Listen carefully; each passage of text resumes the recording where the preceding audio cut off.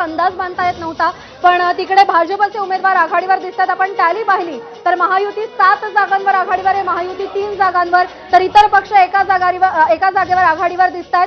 साकोलीमध्ये काँग्रेसचे प्रदेशाध्यक्ष नाना पटोले आघाडीवर आहेत. सगळ्यात महत्त्वाचं बारामतीमध्ये युगेंद्र पवार आघाडीवर असल्याचं आपल्याला दिसतंय. पुणे कॅन्टोन्मेंटमधून भाजपचे सुनील कांबळे आघाडीवर असल्याचं दिसतंय. जी नावं समोर येत आहेत, जळगाव जामोदमधून भाजपचे संजय कुटे आघाडीवर आहेत. अर्थात ही पोस्टल मतमोजणी सध्या सुरू झालेली आहे. ईव्हीएम मशीन अजूनही बंद आहेत, ते उघडणं बाकी आहे. त्यामुळे ईव्हीएम मशीनच्या पोटात नेमकं काय दडलं याची उत्सुकता आहे. अश्विन, खरं आहे. आणि आताची आकडेवारी आपल्या टीव्ही स्क्रीनवर आपण बघतोय. आकडा मिनिटाला काय सेकंदाला बदलतोय. सध्या 20 पैकी 13 कल महायुतीच्या बाजूने, 6 मोबिया, 1 इतर. आणि पक्षनिहाय बघितलं तर भाजप 8, शिंदेची शिवसेना 3, अजित पवारांचा पक्ष 1, काँग्रेस 4, ठाकरेंची शिवसेना 1, शरद पवारांचा पक्ष 3 आणि इतर 1 अशी स्थिती आहे. त्यामुळे 22 पैकी 12-9 म्हणजे पुन्हा एकदा कुठेतरी क्लोज फाईट परत आपल्याला बघायला दिसते. इकडे 1 इतरांच्या खात्यात, 23 आता झालेल्या 13-9.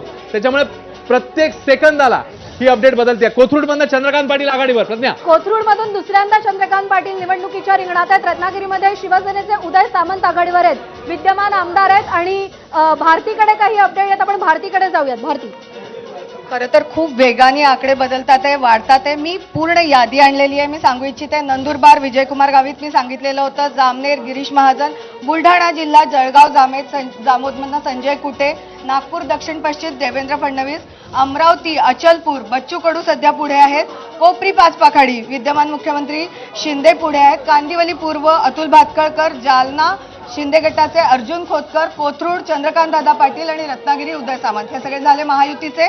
पलूस कडेगाव विश्वजित कदम, पारनेर राणी लंके, संगमनेर थोरात, भोर संग्राम थोपटे, साकोली मी सांगितलंच नाना पटोले, इस्लामपूर जयंत पाटील आणि माळशिरसला उत्तम जानकर. आणि आत्ता जी बातमी आली आहे ती आहे आंबेगावमधनं वळसे पाटील आघाडीवर आहे. त्यामुळे खूप वेगाने निकाल येतात. बरोबर आहे, वेगवान आकडे बदलताना आपल्याला दिसतात. धन्यवाद भारती. अपडेट जाणून घेत राहू. तर अपडेट आता हाती यायला सुरुवात झाली आहे. पोस्टल मतमोजणीला सुरुवात झाली आहे. आंबेगावमधून वळसे पाटील आघाडीवर आहेत. काहीसे भावनिक झाले होते शेवटच्या टप्प्यात वळसे पाटील. खरं आहे. आणि तिकडे प्रचारातही आपण बघितलेलं होतं कशा प्रकारे वक्तव्य झालेली होती. आणि त्यानंतर आता आघाडी दिसते वळसे पाटलांची.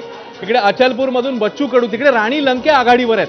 प्रज्ञा, ती पण खूप इंटरेस्टिंग लढत आहे. राणी लंके तिकडे आघाडीवर आहेत. नंदुरबारमध्ये आपण मगाशी बघितलं तसं भाजपचे विजयकुमार गावित. सध्या पुन्हा एकदा आकडेवारी सांगूया.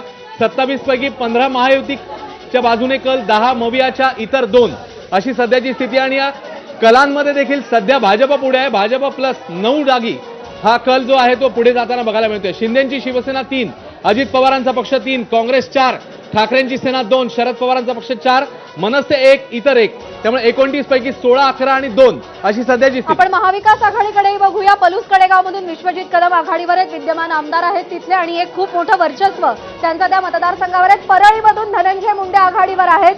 आपण मगाशीच चर्चा केली होती जरांगे फॅक्टरची, ज्याचा मोठा फटका आपल्याला पंकजा मुंडे यांना बसताना दिसला होता. पण परळीमधून धनंजय मुंडे आघाडीवर आहेत. जामनेरमधून गिरीश महाजन आघाडीवर आहेत. त्यांनाही हा मतदारसंघ यावेळी काहीसा कठीण मानला जात होता, पण त्यांनी आघाडी घेतलेली आहे पोस्टल मतदानात. येवल्यामध्ये छगन भुजबळ आघाडीवर आहेत. ओबीसी विरुद्ध मराठा या वादाची एक खूप मोठी किनार इकडे आपल्याला पाहायला मिळाली होती. अश्विन, खरं, येवल्यातली लढाई देखील खूप महत्वाची आहे. तिकडे देखील आपण बघितलेलं होतं नेमकं काय काय घडलेलं होतं, काय काय वक्तव्य आलेली होती. आणि त्याच्यानंतर आता छगन भुजबळ तिकडे आघाडी घेताना आपल्याला दिसत आहेत. त्यामुळे ही सगळी आकडेवारी आता हळूहळू समोर येते.